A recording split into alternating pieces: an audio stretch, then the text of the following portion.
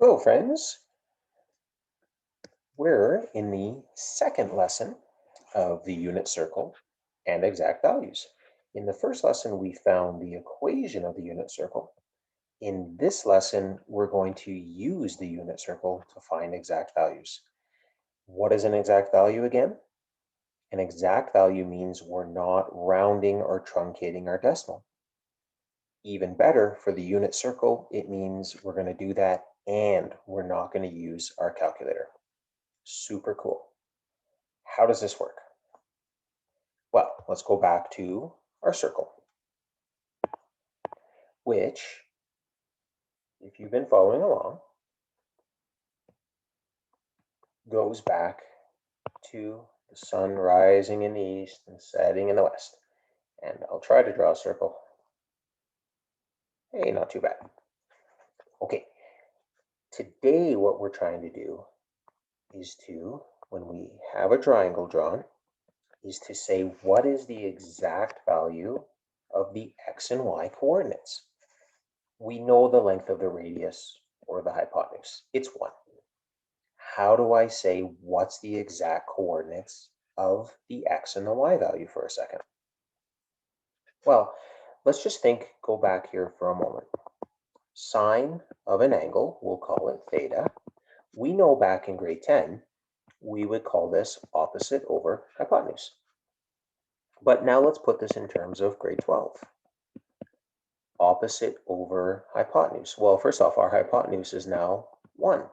So do we even need to write that?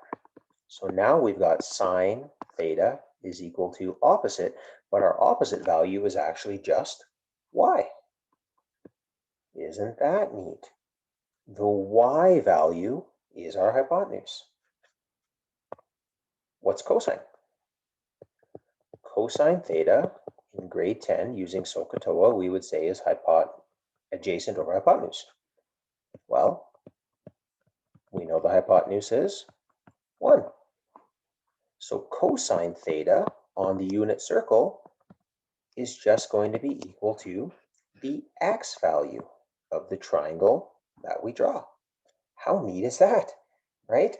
We can just simply now look at these values right here. That's going to end up being the value of cosine and the value of sine because the hypotenuse is 1. But how do we find these values without a calculator? Well, what we're going to do is we're actually going to take a step away from our circle and we're going to draw a square. What is he talking about? A square. In fact, what I'm going to draw isn't any square. It's going to be the unit square. Remember, the word unit means it has a side length of 1. So here's my square. And it has a side length of 1. Well, how is that going to help me? I'm working with a circle. Okay, but wait a minute. A circle is actually really just a bunch of triangles. So I need a triangle. Well, let's make a triangle. How's that for a triangle? In fact, this is going to be a very special triangle. Let's look at the angles in it. That's a right angle, 90 degrees. That diagonal would bisect that 90 degrees to give us 45 and 45. Look at that. Okay, I see a triangle. In fact, I see 2 triangles. Okay, how long is our hypotenuse as an exact value? All right, well, x squared plus y squared is equal to h squared. Let's solve for the hypotenuse. Well, 1 squared plus 1 squared is equal to h squared. So h squared is equal to 2.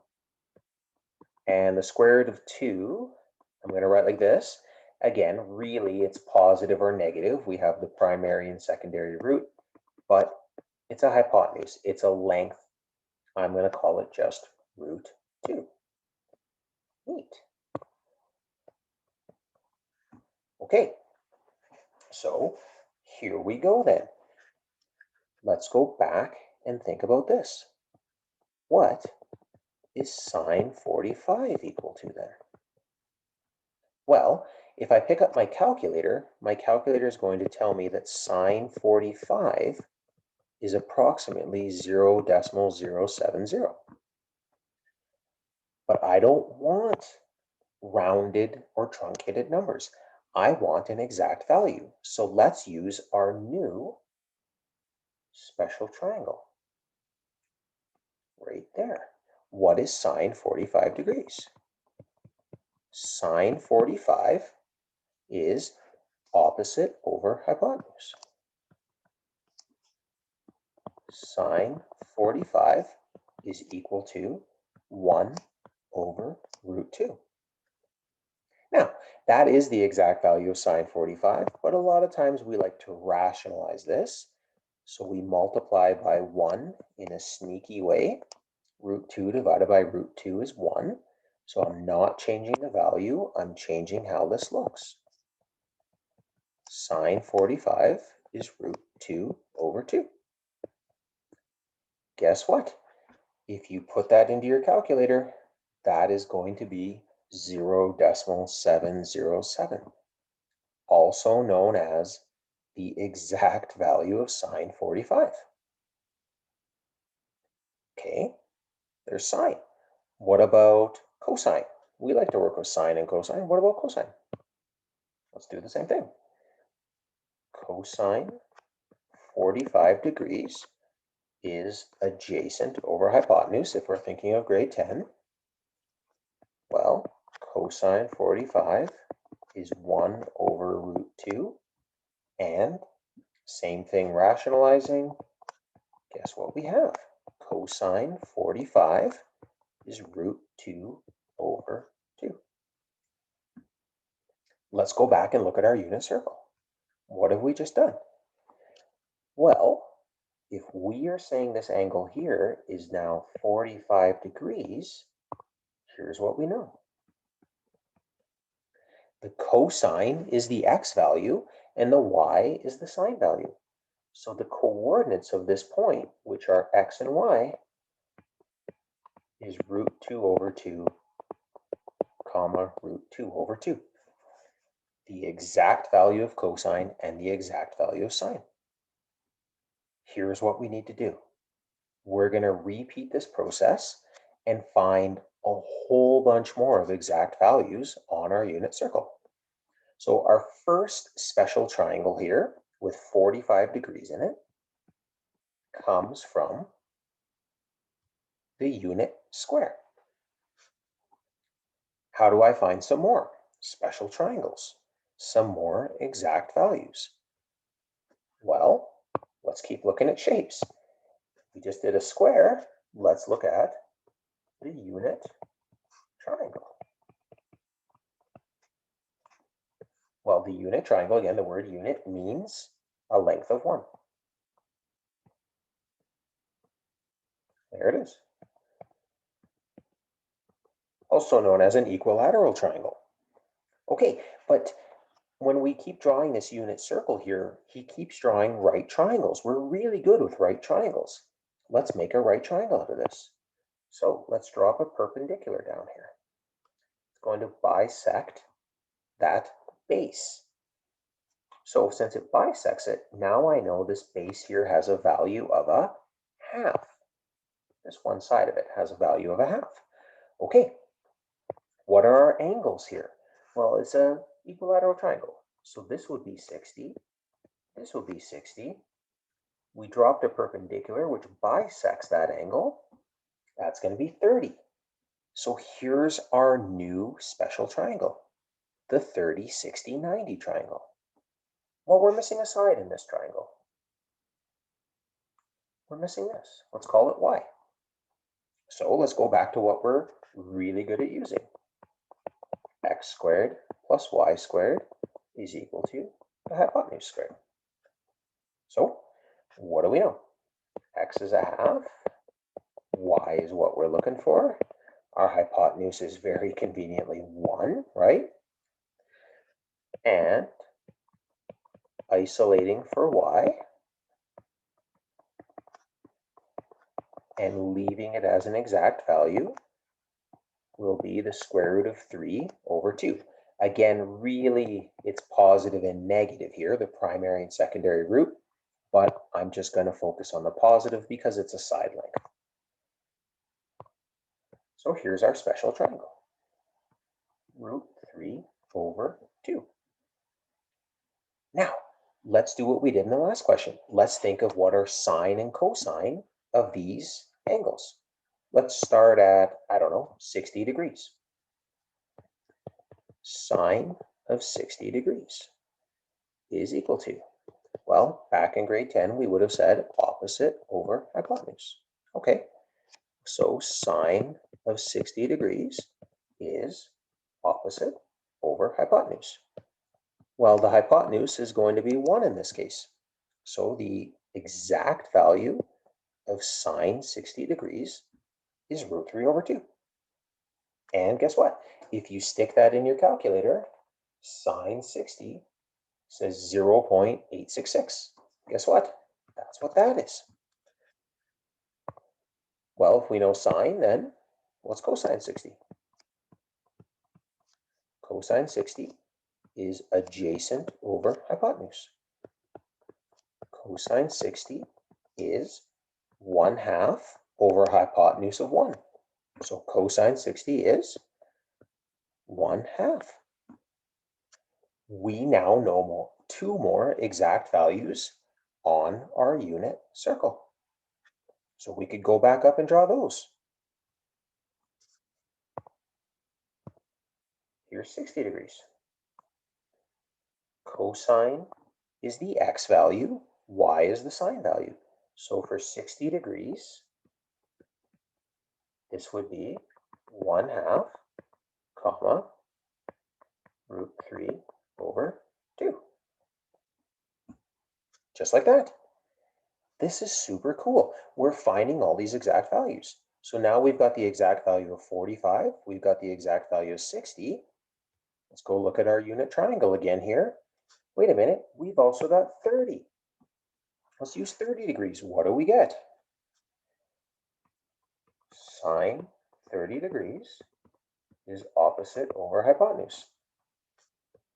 Sine 30 degrees is, well, if I look at our triangle here, opposite of 30 degrees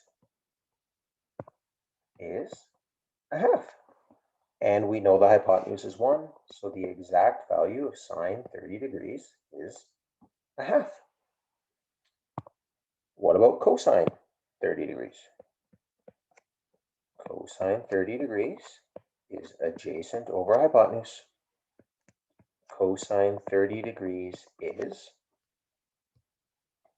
adjacent root 3 over 2 over hypotenuse, which is just 1.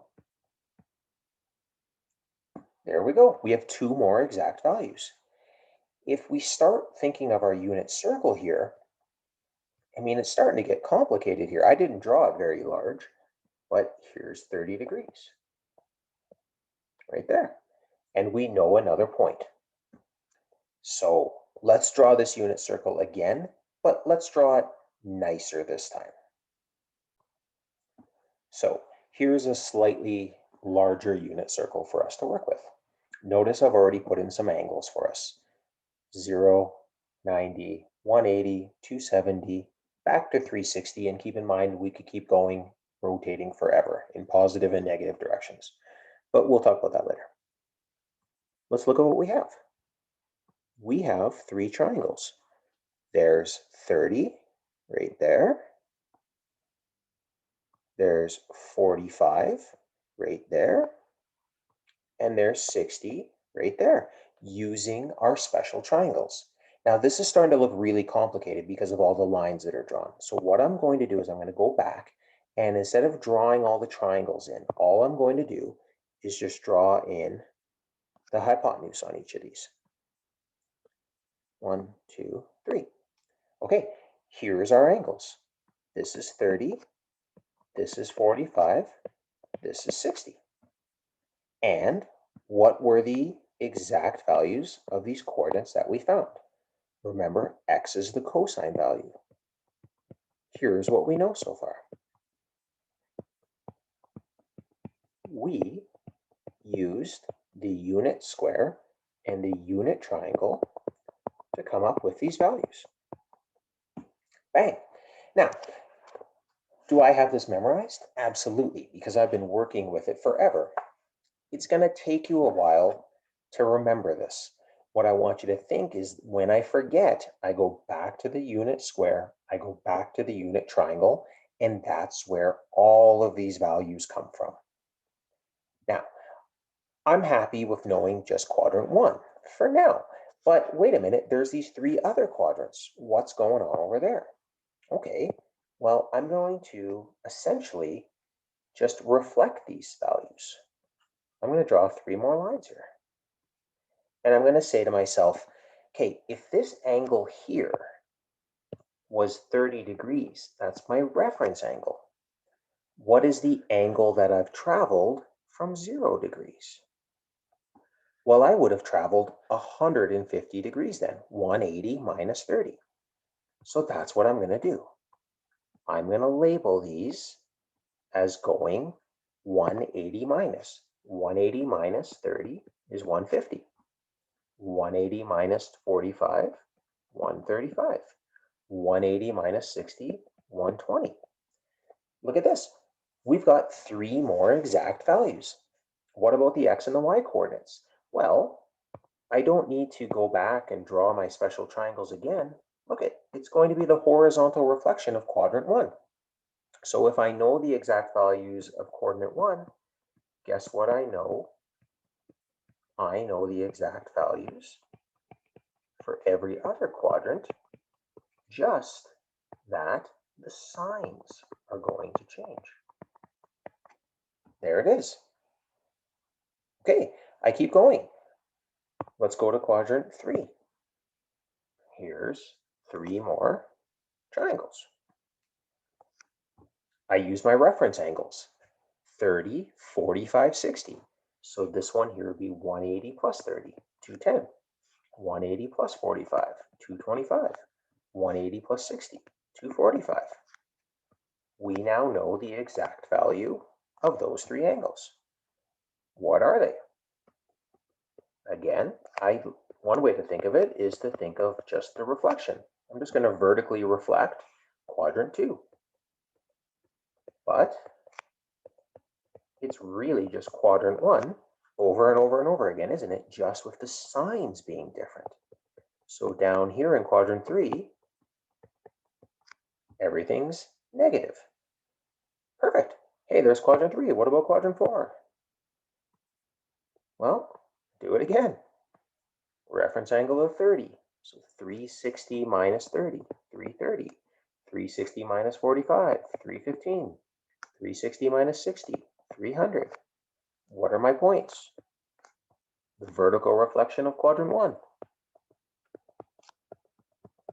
Now, this is taking me a while to draw, isn't it?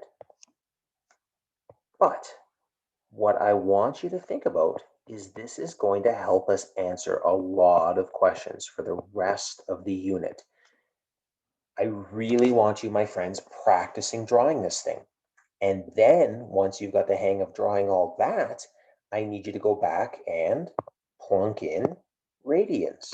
Pi over 6, pi over 4, pi over 3, 5 pi over 6, 3 pi over 4, 2 pi over 3.